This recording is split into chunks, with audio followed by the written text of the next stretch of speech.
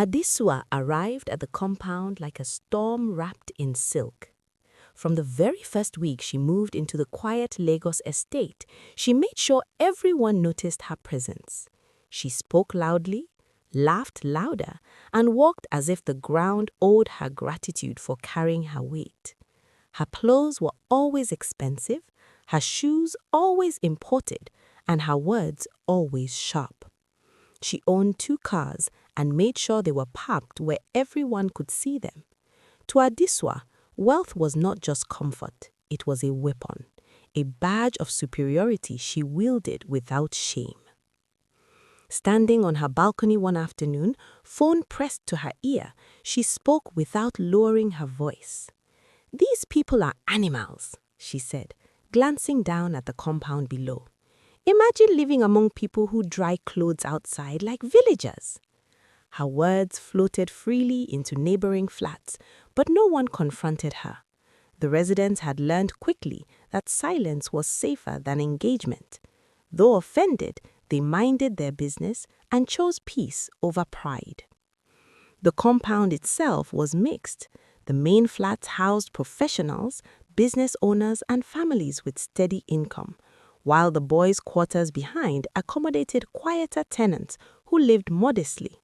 To Adisua, this arrangement was unacceptable. She could not understand why anyone would allow riffraff, as she called them, to exist so close to her space. She openly declared that she would rather keep animals in her boys' quarters than rent to people she believed would ruin the image of her environment. Pride followed Adisua everywhere. It sat in her posture, danced in her insults, and echoed in her laughter. People noticed it from afar, the way one notices smoke before seeing fire.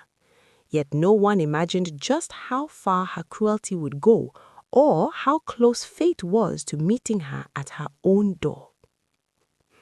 One quiet morning, Adisua stepped out and noticed a woman spreading freshly washed clothes on a line near the boys' quarters. The sight irritated her instantly.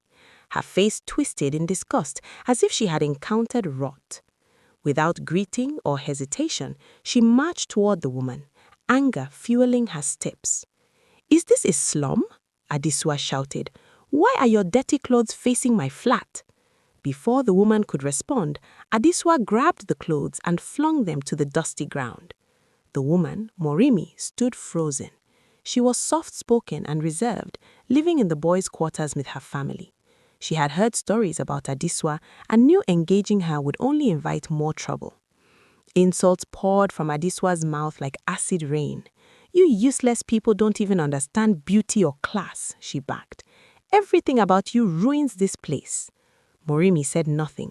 She simply bent down after Adisua stormed away, picked up her dust-stained clothes, and returned inside quietly, her dignity intact despite the humiliation. Days later, darkness fell across the compound during a power outage. One tenant turned on a small generator so children could sleep. Minutes later, Adisua burst out in a silk robe, her face blazing. "Are you mad? Poor people should not make noise when rich people are resting." The generator was turned off immediately, plunging the compound into darkness, except Adisua's house glowing proudly with inverter lights. She continued her campaign of control. Visitors to the boys' quarters were reported to security. Too many poor faces reduced property value, she claimed. She introduced rules restricting when refuse could be dumped, mocking children in public school uniforms and calling them future gatemen. Some children cried themselves to sleep. Some parents considered leaving. Still, Adisua felt justified. To her, power meant permission. One rainy afternoon, Adisua waited impatiently for a delivery she had been bragging about for days. Expensive perfumes, imported skincare, luxury items that fed her ego. Hours passed. Rain poured harder. Her patience snapped.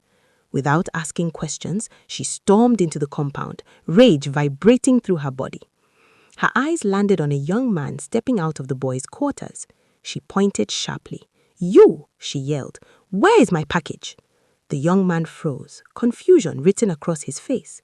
He denied knowing anything, but denial meant nothing to Adisua. truth was irrelevant when anger demanded a target. She accused him loudly, drawing neighbors out of their homes. "This is how you people survive, stealing," she shouted. The security guard arrived, unsure but obedient. At Adisua's command, the young man's room was searched. Nothing was found. Still, she refused to admit fault. "He probably hid it elsewhere," she scoffed. Later, her phone buzzed.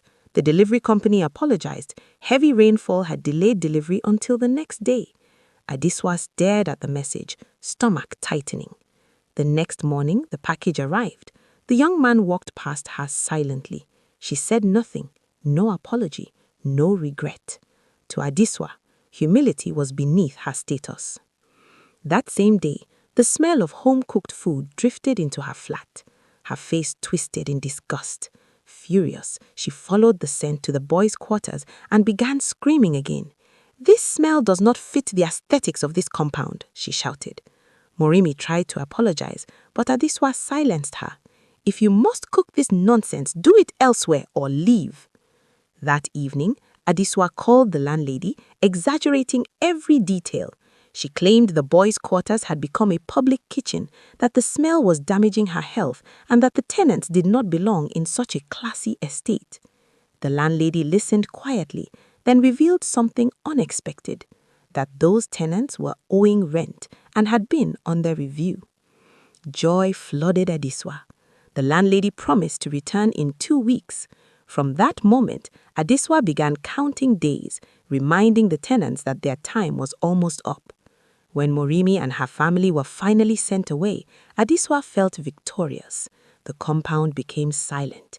No children, no food smells, no reminders of people she despised. She hosted parties, laughed freely, and surrounded herself with people she believed were worthy. Peace, she thought, had finally arrived, until the day Morimi returned. During one of her parties, Adisua noticed Morimi quietly entering the compound. Rage surged. In front of her guests, she mocked her mercilessly. "Imagine coming back after being chased out," she laughed. Morimi said nothing and disappeared briefly into the boys' quarters. Moments later, she returned, transformed, dressed elegantly, confident, glowing. Before Adisua could speak, the landlady arrived and greeted Morimi warmly. Confusion swept the compound. Morimi stepped forward calmly. "My name is Moria Debola," she said. Silence followed. The name carried weight. She was the billionaire heiress everyone knew, just not by face.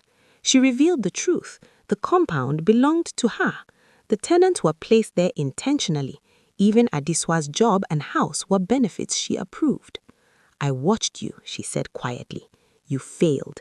She announced Adisua's dismissal, revoked her housing, and ordered her relocation to the boys' quarters. That same evening, Adisua's belongings were moved. Designer furniture dragged through dust, perfumes packed into boxes. Neighbors watched silently as the woman who once ruled with insults stood barefoot, trembling. She spent the night in the boys' quarters. No comfort, no illusions, only heat, silence, and shame. For the first time, Adisua understood what it meant to be small. And she learned too late that power without compassion always comes with a price. Moral: wealth fades, titles change, comfort disappears, but character remains. Respect is not bought, it is earned. Thanks for watching. Do well to subscribe to my channel to get more amazing stories.